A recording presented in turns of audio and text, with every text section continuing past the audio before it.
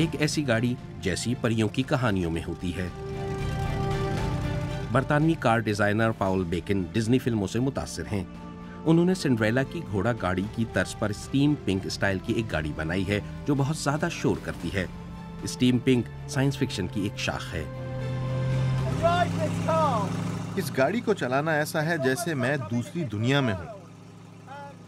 Automobile की दुनिया में काफी यकसानियत पाई जाती है और अगर ऐसी गाड़ी चलाई जाए तो आप फौरी तौर पर किसी और दुनिया में चले जाते हैं।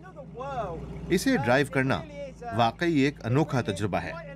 इस तरह इसे बनाने के दौरान की बहुत सी यादें ताज़ा हो जाती हैं, बहुत सी यादें।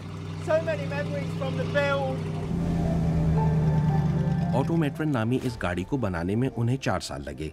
अभी अभी उन्होंने इसे गाड़ियां जमा करने के शौकीन एलन हिल को फरोख्त कर दिया है।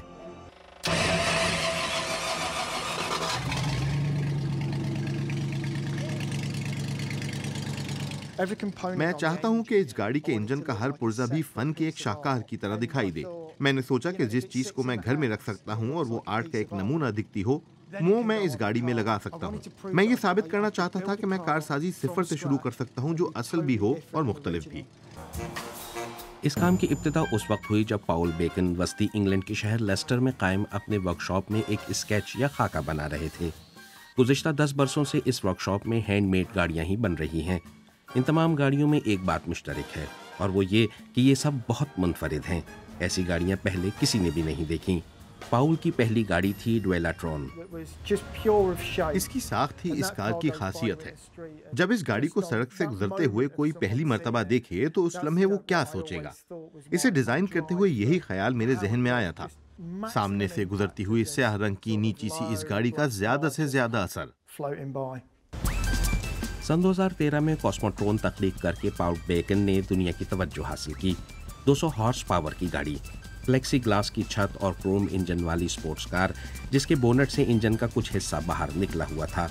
उन्हें ये कार बनाने का ख्याल साइंस फिक्शन की दुनिया और कॉमिक्स से आया था। बचपन में मैं हमेशा सोचता था कि एक दिन तमाम कारें कॉस्मोट्रॉन जैसी दिखाई देंगी। मेरा ख्याल था कि कार डिजाइनिंग बहुत ही पागलपन होगा, लेकिन मुस्तकबिल इस तरह का नहीं है।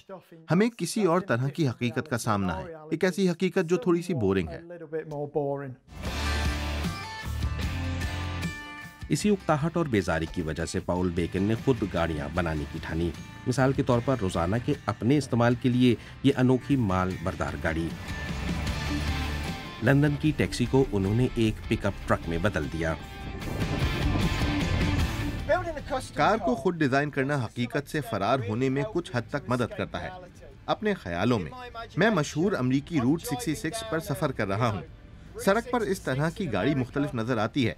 मेरे ख्याल में ये लोगों के दिन को मजीद दिलचस्प बना देती है और मुझे भी ये अच्छा लगता है।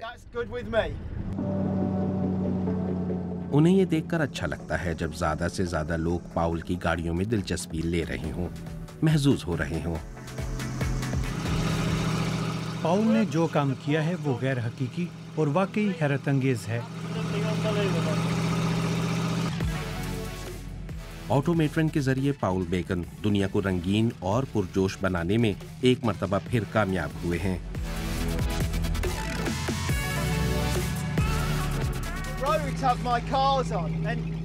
सड़कों पर मेरी गाड़ियां चल रही हैं।